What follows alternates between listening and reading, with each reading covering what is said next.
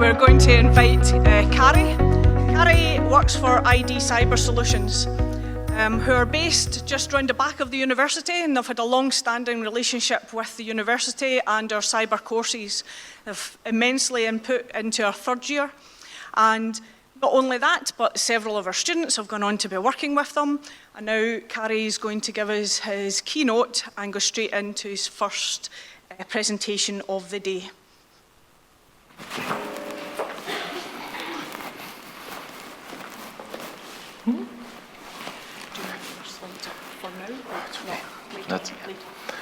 Good morning, everyone, and it's a huge honor to be able to do the first kind of speech of this conference for Glasgow Caledonian University. As Jackie had mentioned, we've had a number of years of working with the university, working with a lot of students, and getting them prepared for what would be probably a wonderful career within cybersecurity. However, cybersecurity is not just about hacking and so on. And in my talk later on, I'll not spoil the things, I'm going to be talking about all the different places or all the different things that you can now study for that has to do with cybersecurity. And it doesn't matter whether you are a student that's studying philosophy, you are studying something like psychology. All of those things are extremely valuable within cybersecurity and the studies thereof. A couple of days ago, it was World Mental Health Day, and we have some proud supporters here. There's Sean from the beer farmers, in case somebody's not heard from the beer farmers. And we're running a massive campaign where we are trying to help folks within cybersecurity about the issues within it being, well, you have quite a lot of problems with mental health. So because typically the kind of things we do is we're focused and working extremely hard to try and solve a particular problem. So it means little sleep, little interaction with other people, and we're working to change all that. Now, at GCU, we've interacted with about 150 students over the last 2 years, which is quite a significant number, and quite a lot of those have made direct entry into business by the skills that they've gained. So, and what we're trying to aim here is to get you the skills so that you can fit in. Okay, so, and with that, I would like to kind of move on to our presentation for today. And it's going to be about cyber incident responders. Now, if it's going to go up, is there a clicker? Woohoo! Right, so to follow on from the kind of things that we were talking about, I'm going to be talking about things about incident responders. And within incident responders, there's quite a lot of things that needs to happen. If we were to take, for example, in today's world, right, we have things like firemen. We have medical services and emergency services, and we have the police. We have a whole range of other types of people, right? So, and they are trying to do a very specific job. But the problem comes in when there is an incident that happens. Everybody just can't rush to the situation and do their thing. There needs to be somebody in there that can coordinate all of these things. And this coordination thing is about management and processes and making sure that the right people get to do the right job at the right time. Now, coming back to the things I was talking about in the first bit, where it is such a vast area of stuff that we are busy studying for. Okay, so we'll need somebody to coordinate all of those things, and we can have a look and see how those things are. Right, so just a wee bit about us. As Jackie mentioned, we're based about 1.5 miles away, probably not even that far. But in the short time that we've been in business, we've won a couple of awards and so on.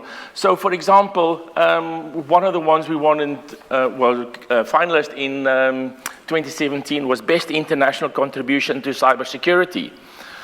Now, a very short bit about that, because I think it maybe trumps all of the other things that we've done as well. It was showing police and other agencies in other countries how to respond to things like honor killings or revenge porn. So it was a very serious problem where somebody would send a revenge porn photograph on social media and stuff like that. The girl gets shamed, and within hours, probably they would get killed by parents, uncles, and so on. So it's a massive and a very, very, very serious problem. So the kind of thing that we came up with them, it was to help them create a process of searching and investigating that kind of thing really, really quick, so that a person could be traced, or a vulnerable person could be traced within 1 hour or 2 hours to try and save their life, right? So that shows the power of the kind of stuff you do on a daily basis, of open source intelligence, just knowing how to search for stuff on the internet. Okay, so it has a massive thing. So one of our other things that we do, collaboration with police, again, it's part of the program that we do with the GCU program with the students here, trying to get them upskilled in particular skills to be able to do exactly that and keep businesses safe. Now, I have to do a shout out to Police Scotland and the SPRC. Eamon, can you stand up, please? Oh, go on. So Eamon works for the Scottish Business Resilience Centre, and they are one of these coordinators of skills and businesses across Scotland in terms of making Scotland a much better place to stay. Many of the students end up doing a tour of duty at the SBRC. Right, they have their own ethical hacker group and so on, but everybody does a little bit of tour of duty there. Right, okay, next one. So, imagine you're in a business and this happens. Right, okay, just press the next page, yeah.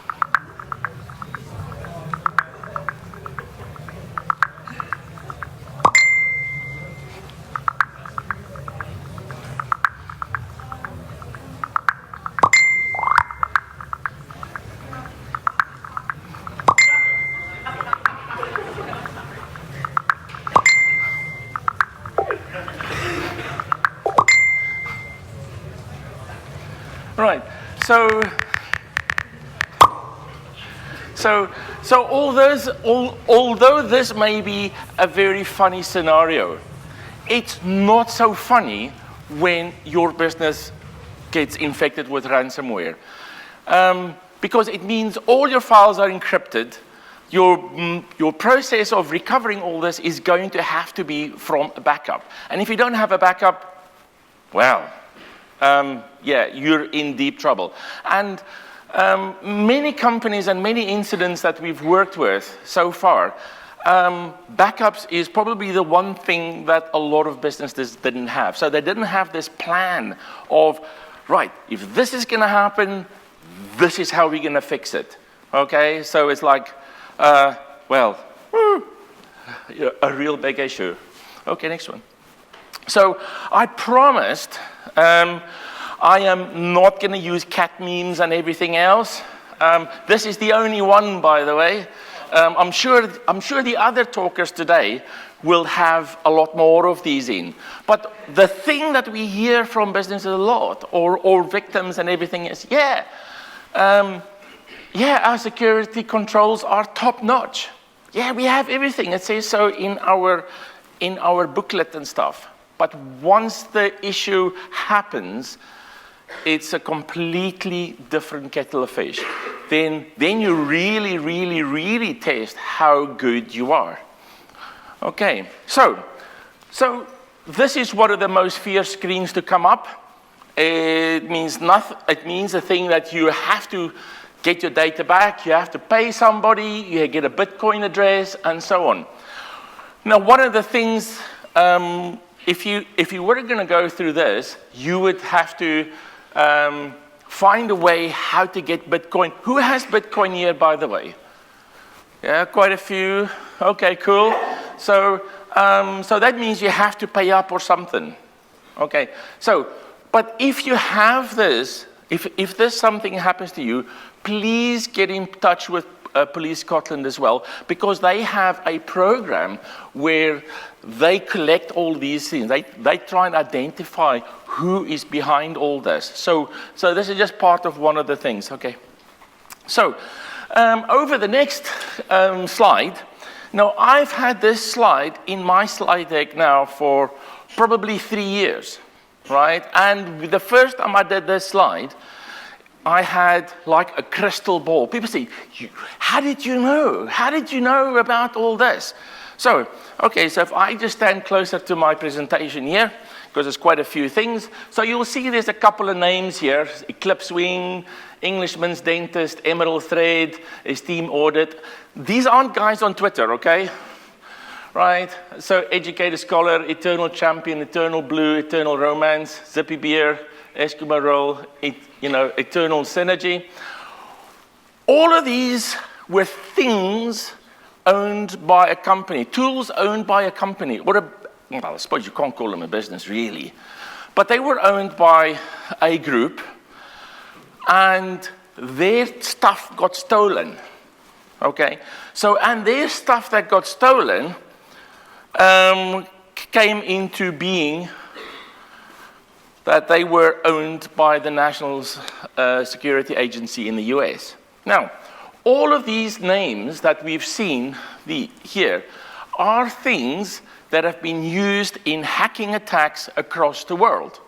So some of them were used in WannaCry, some were used in some of the attacks afterwards, and even this year, there's one called Bluekeep. And Bluekeep is also part of this bit, okay? So this is far from over. So we need to have a process in place to find how to recover from this.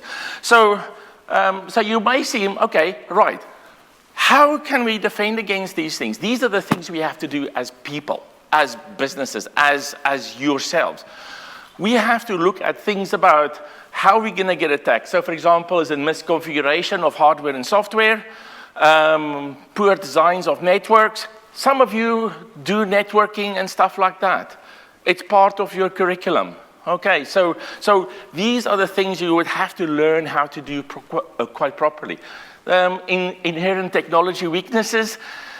IoT. IoT have many different things, and there's often a rush of products to get out without security concerns being taken into consideration. Then we get our users, all right? So our users are probably one of the biggest threats we may face. For example, they may download stuff, they'll email themselves stuff, they bring a dodgy USB drive into the business and so on, and then things happen, okay? And then you get the intentional guys, the guys who actually go into the business and say, right, I didn't get that pay rise, I'll show you what, right? I have a grievance, I'll show you how I can act my revenge on it, okay? So these are the kind of things that you need to be able to respond to. So let's have a quick look at what some of the incidents are that you need to respond to. So there are some malware incidents, for example, ransomware, viruses, Trojans, whole bunch of those kind of things. Yeah, they've absolutely skyrocketed in the last couple of years. So businesses have moved stuff into the cloud because it's safer there, right? No. Lots of stuff are being attacked and hacked in the cloud, mostly because they've not been secured properly. It's an insecure design that they've deployed. I'm not saying that the organizations having those things are insecure. I'm saying you, as the user, when you made that thing, if you dumped the database online, that bit, you didn't take enough to secure that bit. Then we get web app security incidents, websites getting hacked, out-of-date software, cross-site scripting, whole range of things. So each one of these things is about something you do or something you have, right? We get email security incidents, network security incidents, Internet of Things. Remember Mirai that had this massive denial of service attack across the world? Yeah, it's all because devices were exposed to the internet that should have been protected a bit more. And then, of course, I mentioned insider threats. Now, in all of this, there is people that do stuff, as in people, an area where you specialize in. There will be people specializing in web app security that will test websites and check for stuff. There are people that specialize in email security. There are people that specialize in cloud security. There are people specializing in malware, network security, and specifically insider threat. Right. So if we were to have a quick look how those processes work, and most of the processes work exactly the same. So for example, you will have a process on how to attack a particular system. The very first thing that they will do is doing a bit of reconnaissance, finding out what you as the victim or potential victim have exposed to the world. So things like your social media accounts, online passwords, just a whole bunch of stuff. The next stage over that, they will go into an enumeration phase where they make basically a list of the stuff that you expose to the world, and they'll start picking at those to find out where I can attack your organization. And then once they've got a list, they go into attack mode. So the big problem is the first two steps, right? So there's a couple of steps that you need to do to engage with them, to fix those kind of things.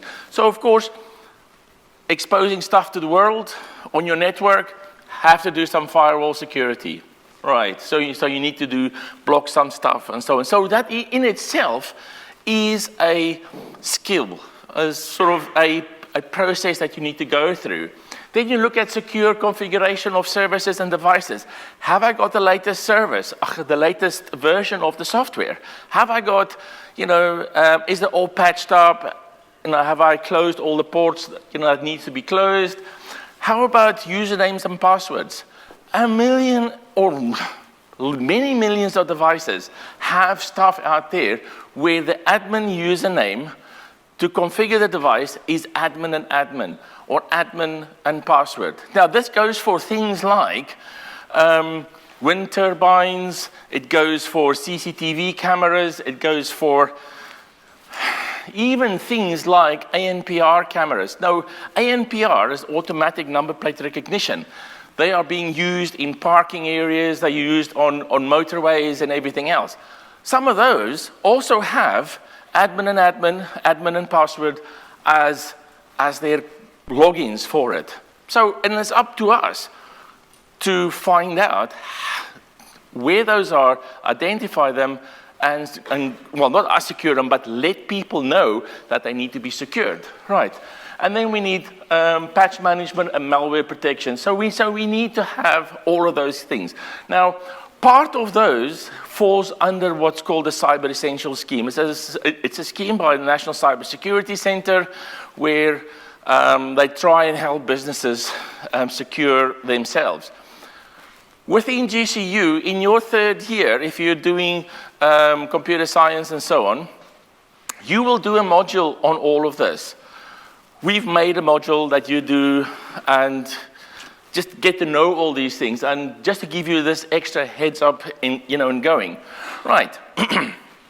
Right, so if we are going to look at how things get hacked, we as individuals need to understand how things work. And this is one of those fundamental things that you need to know, all right, when you work into cybersecurity. You need to know how some of these works, and it needs to be, and you need to define what it is. So, for example, the main fundamentals is confidentiality, so that information is not disclosed to other people. So, for example, if you need to prevent sort of man-in-the-middle attacks, you need to make sure that the data you send doesn't get intercepted and changed. So, for example, typical examples of that is Wi-Fi rogue access points. Some of you may have played with a pineapple before. It's those kind of things. Then the availability. Can I stop people from accessing this stuff? Right? Like in a denial of service. Can I make the service go away? So you can't access the bank, you can't access whatever website because it's down. You can't be part of that. Then we look at things like non-repudiation. So for example, if somebody sends money from my account to another account, right? I've been hacked, or somebody has social engineered my account so that they can send money away. So I need to be able to prove that it wasn't me, or the other side will have to prove it was you that sent the money. This part is a massive problem in today's society with banks and stuff getting hacked, people getting scammed and so on. And then there's authentication to services, things like passwords and tokens and so on. Massive, massive issue. If we could get all these things right, fantastic. So you may wonder, how does this come into the thing about cyber firefighters? How do we even get there?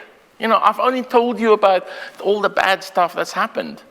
Right, so the kind of stuff that if you're going to be a cyber firefighter, we were going to have to look and see what are the kind of things that we're going to stop, right? And how are we going to stop it? So, for example, if I am the business, well, actually, if I'm the data holder here, my data sits on an application which runs on a host on a network that's inside another network. It has physical security. You have to get badges and stuff to get in.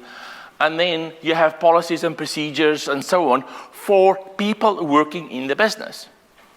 Right. If I was, for example, a malicious person, and I walk to this side, I'm going to look for the data that way. I'm going to see, how are you prepared Or how is the business prepared for business policies and awareness? Yeah, click on links, yeah, that's fine. We'll download stuff from anywhere. We can install anything we want.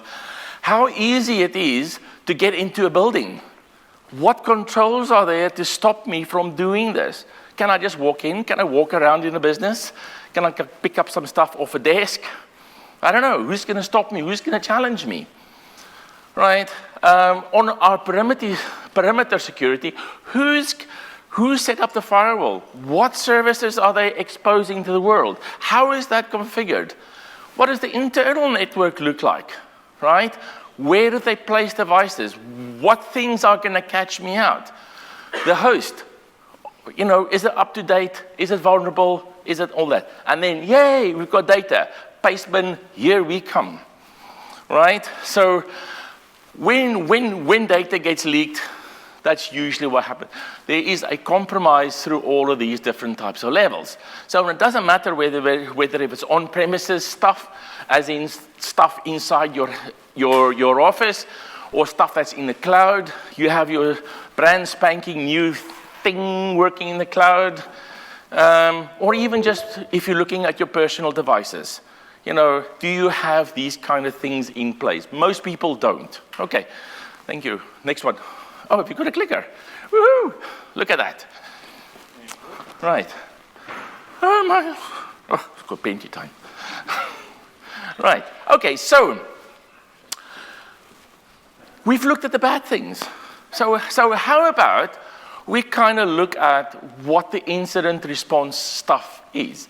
So at the moment, I've spoken about the police, emergency service, which may be ambulance, firefighters, depending on what the situation is to get you there, right? So we're looking at capabilities and processes. What can you actually have inside of this, right? So for example, do you have a forensic capability? Can you actually investigate something, right? Or if a hack has occurred, how did that hack occur? Are you a pen tester? Do you have a pen tester? Do you have a person that can analyze the logs and replicate what has happened? Right. Now, that's all cool, but that can't be one person. It's too much for one person to do. So you're going to have to work as a team, which is my third part there. But also, there needs to be readiness training. You can't just wait for the incident to happen and then say, we got this, right? Because at that stage, it's too late, right? So when the conference started, Jackie made a mention, there's no fire alarm today. And all of you went, phew, okay, we don't have to wait for that. So the readiness part, do you have a drill in the business? Or if you're working in the department or going to work for somebody, think about it. If we need to have a fire drill or a breach drill or a hacking drill, what are we going to do? Do we know where the exits are? Do we know where we have to assemble? Do we know what to do? Do we know who to account for? Do we know what data to account for? Do we know what machines account for? Do we even know what services do we have? What things are we going to say, we're going to go and fix that? Right. As I mentioned, for all of that, you need a team. And you may need a big team to do this. Teams like that, specialist teams, cost money. They cost a lot of money.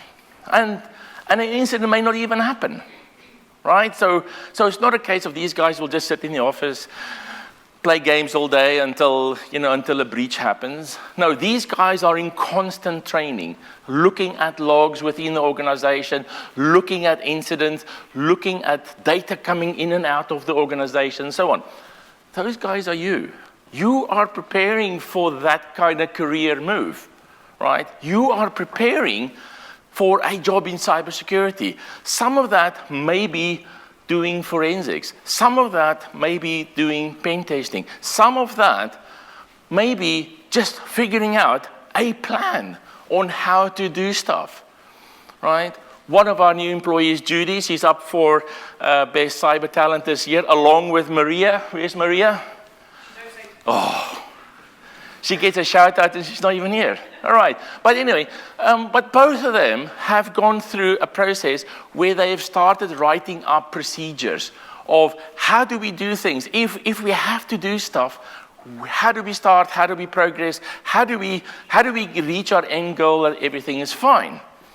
Right. By doing that, you would need to know what your current security posture is, right? So you would need to know in what state are our updates, backup servers, antivirus, what services we have, what websites we have, what, lots of stuff. Those are going to be your jobs. Figuring that out by doing pen testing, vulnerability testing, policy enforcement, configurations of systems, and so on. So you would need a huge amount of skills. Again, be part of a team. Learn from each other. Okay, so because there'll be red teams, blue teams, purple teams, green teams, almost too many to mention. Okay, so by having a security posture, you need to have a kind of strategy on how we are going to tackle this. If the building burns down and everything is to ashes, can we switch over to another system? Are our systems in the cloud already, or do we have to start completely from scratch? Now, in all of this, there needs to be a person that will coordinate all this. There needs to be a person or a group of people that will say, hey, forensic guy, do this. Hey, pen tester guy, go do this. Hey, policy guy, look at where we went wrong on this. Have a look at that and go on. Because if you have cyber insurance, those are the questions that's going to be asked from you and your business. And they are going to ask you, so, how did this happen? Tell us what happened. So, and if you say, well, our current security posture was rubbish. Okay, so you left all the doors or windows open in your organization. Good job. Right. How much money did you spend on this? How much money did you spend on cybersecurity? And traditionally, cybersecurity is one of the least supported sections within an organization. And it'll be up to you to say, hey, boss, we need more money. We need more investment. We need more stuff for this. And we would need to coordinate with vendors and stuff like that to say, hey, can you help us? Can you provide us with free training or cut price training? Because we really want to do this, right? With the cyber insurance as well, they will ask you, so do you have a team of trained people that could work together? It might be IT support and so on. Do you have any of those? Could the thing have been stopped earlier? Right. And then it's like, right, how ready were you for this type of breach? And of course, what capabilities and processes do you have in place? So they're going to ask you all these kind of things. And if you, as a security professional, can fill in all of this stuff, being capable, being ready, being able to work in a team, being able to assess the current security posture, your company is going to do great. Your job is going to be fabulous. Okay, so let's see. Okay, interesting. Thank you. The remote does work. Right. So okay. So now we want to investigate an incident. Right. So you need people there to be able to describe what's happened. Right. Sometimes you may need to escalate this further. You may escalate it to the National Cybersecurity Center. You may escalate it to police. You may escalate it to other people that may be wanting to help you. So how are you going to describe the attack? How are you going to say what was normal and what did the attack look like, right? How are you going to collect evidence of what's actually happened? Are you able to collect evidence? Where is that evidence, right? So some of the log files may be on hosts and so on. How are you going to analyze all of that? Do you have some network analysis tools to show you where things went wrong? Or host log analysis? How are you going to do that with Splunk or any of those kind of tools? There's a host of tools. And I'm pretty sure so far in your course, you will get to touch all of these bits. You'll get to touch all of these bits, be able to describe the attack, being able to collect the evidence, and then analyze that to say, hey, boss, this is what's happened. We need to escalate this. Okay. All right. So by now, you've probably realized there's a load of people involved in incident response. So for example, you'll get your security analysts. We'll just chuck them in one big bucket. You have your incident coordinators, you have your forensic investigators, and you have your threat researchers. Right. So all of these guys in the middle are opportunities for you to go and discover what kind of job can I do in cybersecurity. I don't have to be a pen tester. I don't have to be a malware researcher or something. Maybe that's cool. Maybe I can work in a SOC. Maybe I've got experience of working in a SOC. That's cool. But don't forget the normal. Ooh, I'm going to get shot. Right. I'm going to say. I was going to say the normal IT guys, right? Right. So, but the normal IT guys are actually quite skilled because they build the system, they maintain the system, they know the system inside and out, right? They know exactly how it works. And often these guys move into that role after a few years so that they are skilled security analysts, they are skilled incident coordinators, they are skilled forensic investigators because they know the system's gone wrong. How do we fix it? What do we do? You know, and they will say, yeah, of course, we've had this once before. And this is, you know, we can just restart the service or something like that. Right, so you have your system admins, you have your network admins, and then we have our internal auditors. Now, internal auditors may be somebody that may be auditing you in terms of compliance and stuff like that against ISO 27001 or any of the other kind of things, all right? It may be even the auditors may be auditing you against the OWASP vulnerabilities or the top 10, you know, against those. I'm pretty sure Sean will be able to talk about that this afternoon as well. But then again, there's the people we don't really like in the organization because they're going to be asking tough questions as well, right? How come this happened? Why couldn't you fix it? And you can say, well, you declined our budget for firewalls and stuff. Okay, stuff may be Raspberry Pis and games and stuff as well, but, you know, human resources, yeah, they will come and ask tough questions. So this happened on your watch, right? Okay, so but if you can explain exactly what had happened, fantastic. Nobody wants to speak to these people, right? Because this is the bit where the news or the news cameras and stuff start arriving at your business. And there's guys with microphones and cameras and everything and says, well, we are here at, no, not our company. We are at company ABC. A massive breach has just occurred. And so, what's your thoughts? So nobody wants to do that, but that's a necessary part of things. So even if you are studying things like public relations and so on, you are part of the cyber team, right? You're going to be able, you need to communicate the process over for them. Now, cool, technical people and so on. Now we walk over to the incident manager. This is the kind of firefighter coordination center of everything. This is the people that's going to say, right, you do this, you do this, you do this, feedback the results to me, because I've got to go and speak to our CISO or our information security officer, who then have to relay it to the bosses. so that the bosses don't come speak to you directly. Right, so there is that buffer. For those who've never spoken to a boss on the red carpet, yeah, it can be quite tough, especially if something went wrong. Right.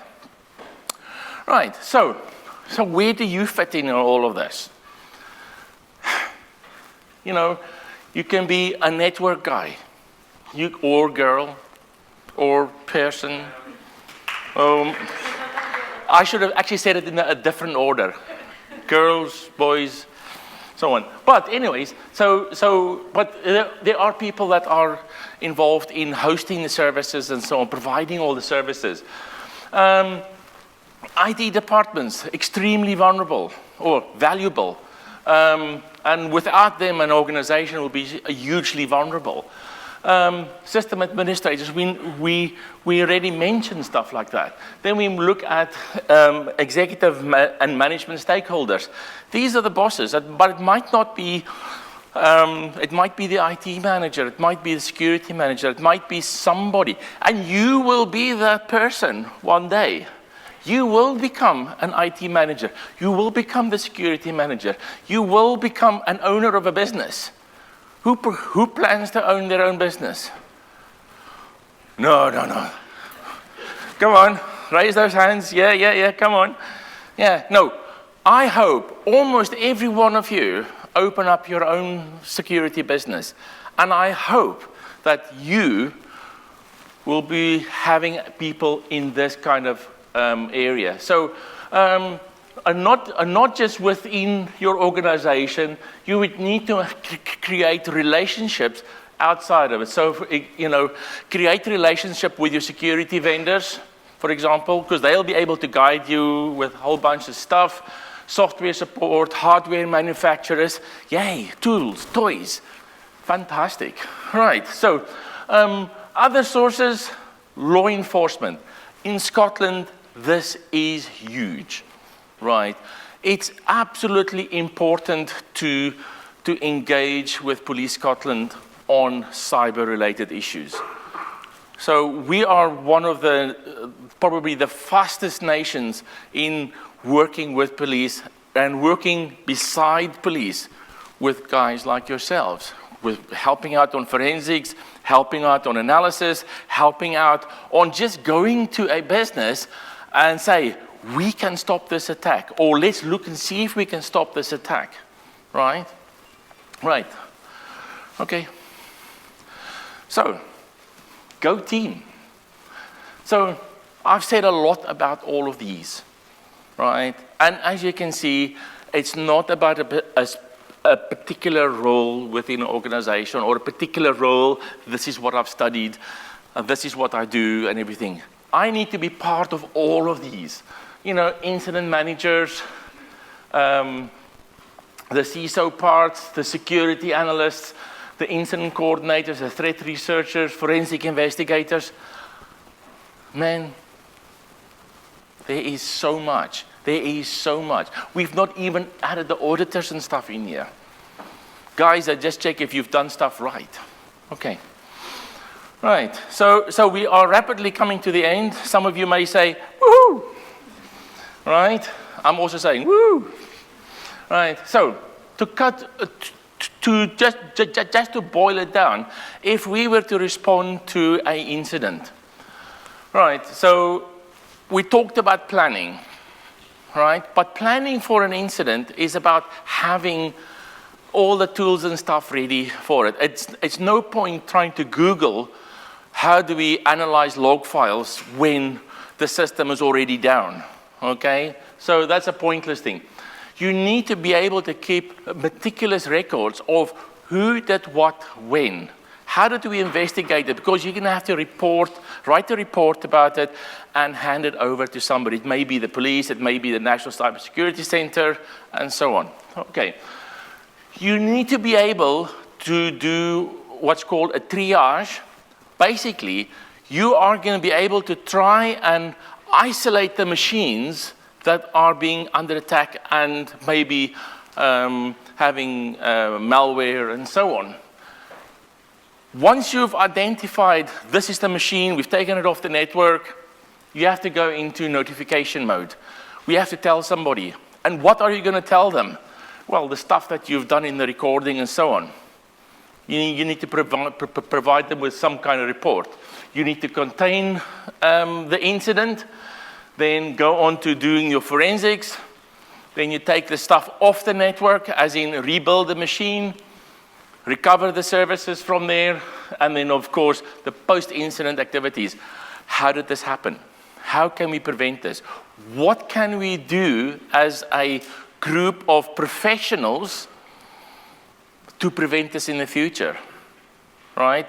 Because at this stage, you're now at plan B, because plan A didn't work quite as well. Because if plan A worked, then you wouldn't have gone through this whole thing. But this whole process is inevitable. Stuff will get breached, stuff will get hacked, stuff will get infected with stuff. Okay. Right, so for all of you, training. Learn as much as you possibly can about cybersecurity. And cybersecurity meaning digital forensics, pen testing, vulnerability analysis, just working in terms of knowing how stuff works, what the threats are to that particular system. So if we are having a web server with running Apache and JavaScript, and it's running on an old version of Linux, you will know what the risks are, because you can analyze that and you can understand what the process is going to be. Be in a position where you can be of assistance to law enforcement, right? Be able to collect evidence, being able to write a coherent report about what's actually happened, showing people what's happened, showing them the outcome of this, being able to do that. Currently, as Eamon retired from the police this year. Okay, doesn't look quite that old, but it's actually quite old. So, no, but Eamon used to be the head of the cybercrime unit in Edinburgh. So, and if you have any questions about cyber and the police and everything, please feel free to speak to Eamon.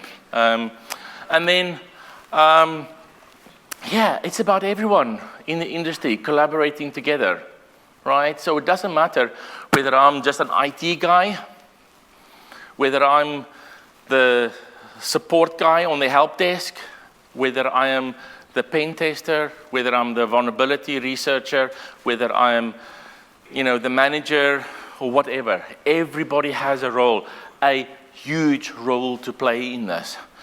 And this ought to be the last slide. Yay! Right, awesome. Okay, any questions?